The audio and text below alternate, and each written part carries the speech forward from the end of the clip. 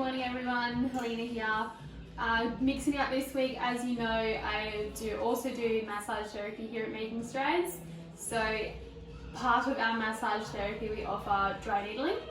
A lot of people are a bit hesitant to start with dry needling just as you don't really know what it is, why to do it. So just going to go through a few of the common questions that we get on a daily basis, and maybe this might interest you and spark you to get it done too. So as you can see here, there is many different forms of needles.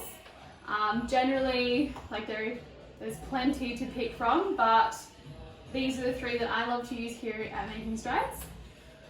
Depending on where you're getting needled and what type of needling you need, I will decide on what you get. So the common question that I get about dry needling is that how is it different to acupuncture? So acupuncture is very, very similar. We use the same needles, but with dry needling, we're actually putting the needle into the muscle belly. So trigger points, or those knotty feelings that you get in your muscles, that is where we are trigger pointing to get a better release.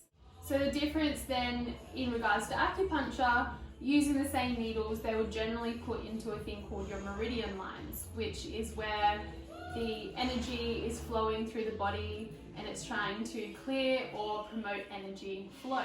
So a tiny little bit different, but with the dry needling, we're actually trying to get a really good trigger point release through that muscle. So a lot of our clients here at Making Strides have benefited from using dry needling within their massage therapy sessions.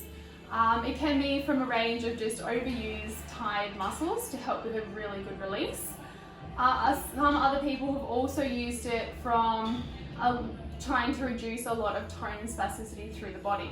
So some people who might have a lot of bicep tone and spasticity, it has been able to reduce that, get a better range of motion, and then be able to get more strength through the tricep.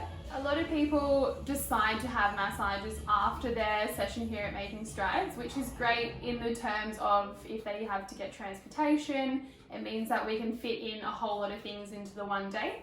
It also helps with then relaxing and recovery after your sessions. There is also a positive though. Some people would rather get their session, their massage and their dry needling before their session, especially if they do experience a lot of tone and spasticity through the body, and they feel like a lot of people will report feeling like they can then get into their session a lot better or quicker, so they don't have to spend so much time breaking down that tone, and then they can get straight into their walking or their big movement exercises. So the most scary part about dry needling is being introduced to the needle. I promise you, they do not look like needles. They should be called pin pricking because they're very, very small.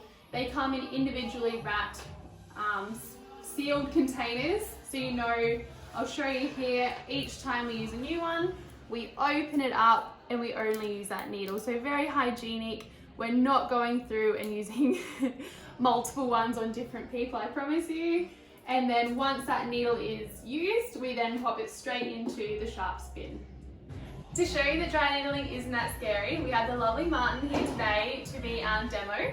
That's going to run you through the general process of what we do for dry needle. So firstly, I will sanitize my hands for safety first, and then pop one glove on. Alright, so we have that needle that we had open just before. To show you, we're going to go one more just because Martin really needs a good release today. So we open that, we bring them out, and then we bring that over. So we have Martin already. We're going to do his calf today. So what I do is undo it. So the plastic thing is just the tube. I'm going to find where that trigger point is. Oh, that's a good one, Martin. And then all I do is tap and then insert. So pretty pain-free? Mm-hmm. Alright, so we're going to go, so depending on the muscle that we're dry needling. So today we're doing gastrocs, which has two heads. So I'm going to put one in the lateral head, and I'm also going to find one in the medial. So this has been really beneficial, the calf, lately, for any people that have a lot of plantar flexion toe. We've been doing a lot of dry needling through the calf, which has helped to reduce, oh, nice twitch. So reduce any of that tightness through that foot to then help with our gait training, which has been really, really good. So some guys really like this before their session, especially if they're then going to go into a walking session or any type of gait. Oh, so I don't know if you can see that at all, but you can see Martin's muscles getting a little twitch. So then depending on what we want, I'm going to wind them up a little bit. So during a dry needle when they're in, like a dull ache or a sting is very common. A little bit of spasm, very common. And then I just give them a tiny little play. Good. Generally they say 5 minutes of dry needling would equivalent to me getting my elbow in there for half an hour. Way more enjoyable.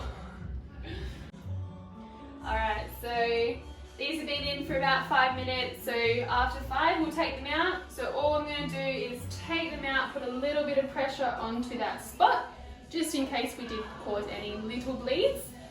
That will just make sure that it's all under control. And then pretty pain-free, hey Mum?